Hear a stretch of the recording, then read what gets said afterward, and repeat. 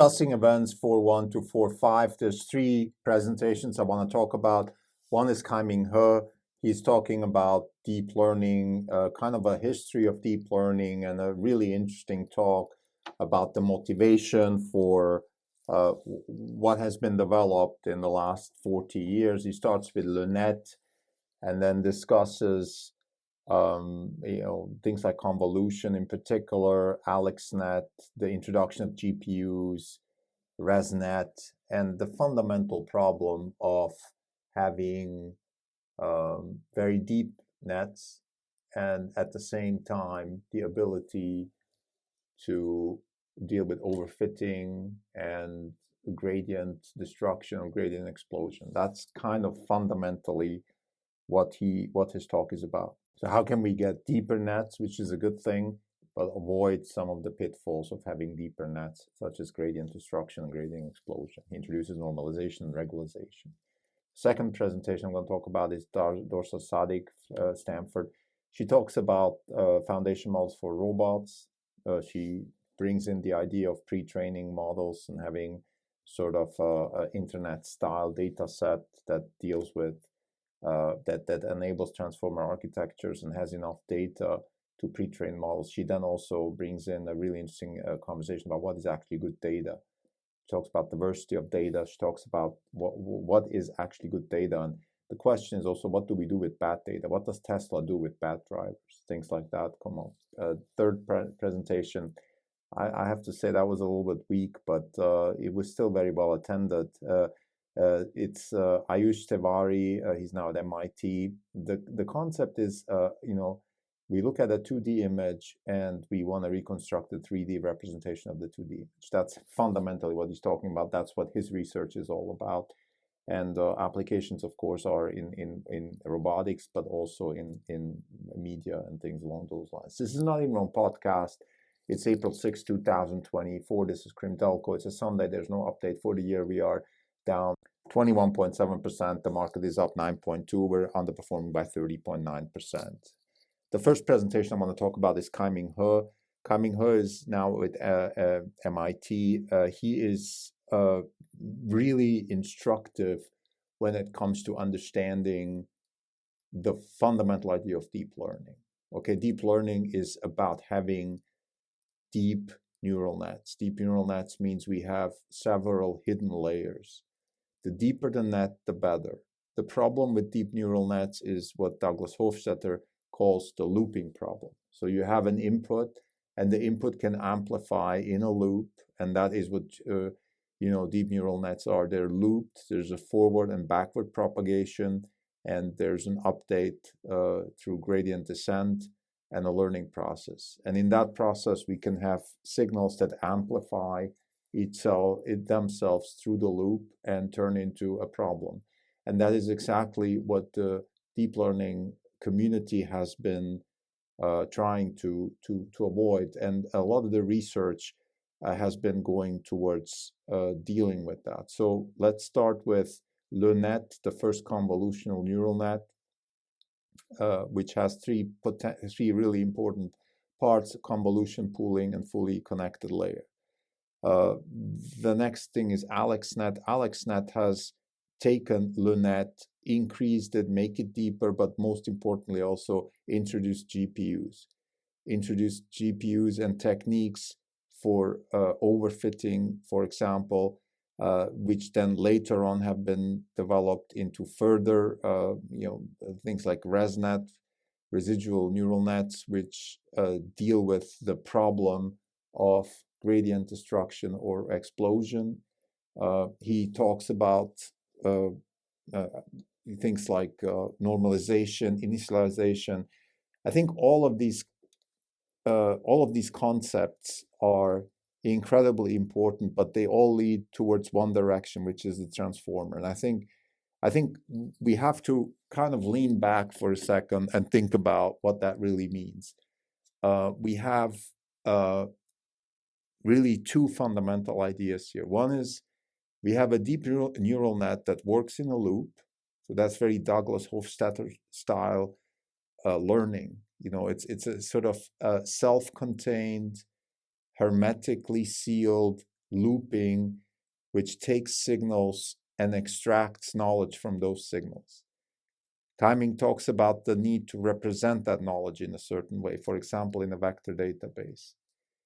That's number one. The next big step, I think, is the transformer architecture, which gets introduced formally in 2017 with Attention is All You Need.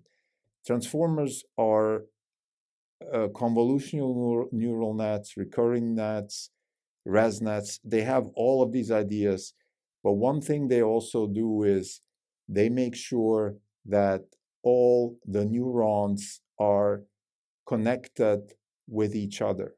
So there are convolutional neural net, recurring net, and a ResNet, but they also make sure that the neurons attend to each other through cross-attention and self-attention. That's fundamentally what the transformers are. And the possibility of having a convolutional neural net and then adding different heads to it, like modularly expand the model, that has really paved the way for what transformers became, and GPT, the generally pre-trained transformer, is today, and things like that. What that enables is meta learning, what we call now few-shot learning and things like that, is really what the community has been calling meta learning in the past, and that is the ability to take very few data sets in a context of a very large data set, and then learn from the few data sets in context with all the other little data sets and make a generalizable model out of it. That's what a transformer is. Now, I guess it's difficult to express this in English, but I think Kaiming's presentation, again, it gives a good overview over the history and the needs and the problems that have been solved. So again, let's look at the history. We have LeNet, we have AlexNet, and we have ResNet, and then transformers. Let's just have those four. And I think what they solve is they introduce the looping, and they introduce depth, and they solve for gradient explosion and collapse. And the transformer, in the end, by attending each neuron to each, so each piece of information in one neuron is available and cross-attended into all the other neurons. And that's where the generalization comes from. That's where the ability of the generalization comes from. In my opinion, Kaiming is one of the professors that I would put in the A list. So in other words, if you're at NeurIPS and you have 50 different panels to go to, and you're deciding whether you should wake up at 8 and go to the keynote and all that stuff, what you should think about is, kind of have an A list, B list, and C list of presenters. Kaiming is in the A list. So Sergey Levin, Peter Beal, Jatindra Malik, Dorsa Sadigh, he's in there. There's Andrew and people like that. He's not an icon like LeCun or Bengio or what's the third one, Hinton, but he's definitely up there. And I would say he's even more relevant because he's got his finger on the pulse, and he's not riding on this iconic image that the others have, which in my opinion kind of set them a little bit apart from the real practical applications. The second presentation I want to talk about is Dorsa Sadigh. Again, she's part of the A-list. I think her energy and her intelligence and sharpness are, in combination with her field, make her a really, really top-notch researcher, even though she's probably not as senior as others are. Also, her contributions might not be as fundamental as Kaiming's contributions, but nevertheless, she inspires me when I listen to her. And she is talking about two things in her presentation. One is foundation models for robotics. So this is the idea that go back to I first encountered with Sergey. And what we're talking about here is, can we build a model that can be pre-trained? Can we have a pre-trained model for robotics that takes real-world data, image data, video data, builds a transformer architecture on top of it, and can be used for task fine-tuning later downstream. This is the idea. This is what NVIDIA is working on. This is what Tesla is working on. I think Dorsa's at the forefront of this idea. We have vision models. This goes back to Kaiming He and his mask autoencoder for vision, the vision transformer, which he introduced actually at when he was at FAIR, the Facebook research team. So she talks about these things and really opens my eyes to all these interesting solutions to problems. She also brings up a really interesting question, which is what is actually good data? And she shows an interesting chart where we have this idea of novel data and likelihood. And fundamentally, what she's trying to get at here is that particularly when we use imitation learning or humans doing stuff that robots learn from, there is this concept of doing something in a novel way, which is interesting. And then there's this concept of doing something and actually doing it in such a way that the tasks gets done. And that in itself is not that straightforward. Sometimes, let's say, you can do things in a new way, but not be very successful, or you can do things in a sort of old-fashioned way and be incredibly successful. And having new data is often, or collecting data, or even thinking about the data is starts with thinking along those lines. Okay, do I want to do novel ways to solve the same task? What's the purpose of that? Maybe that's not such a good idea. Maybe the robot's okay learning from traditional, conventional ways of finishing tasks. Because in the end, what we care about is really finishing the task. But then sometimes there could be a novel way to attack a task that actually could be really interesting. Move 37, AlphaGo Zero comes to mind. The drones and their interesting trajectories that they develop through reinforcement learning. So these are really fundamental questions that, in my opinion, are not solved yet. These are open research questions. For example, in offline reinforcement learning, we can think of what kind of data do we want to collect so the reinforcement learning agent could potentially go down a very unconventional route and eventually solve the problem. So we're always living in that realm of what is a problem, what is a solution, what's the path, what's the most optimal path. And sometimes there could be a path that looks less optimal in the short run, but becomes incredibly optimal in the long run.